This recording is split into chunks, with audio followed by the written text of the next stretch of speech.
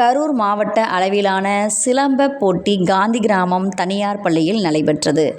இந்த நிகழ்வில் கரூர் மாவட்ட சிலம்பாட்டக் கழகம், கிச்சாஸ் மார்ஷியல் ஸ்போர்ட்ஸ் அகாடமி இணைந்து நடத்தும் ஆண்கள், பெண்களுக்கான கரூர் மாவட்ட சிலம்ப போட்டி நடந்தது.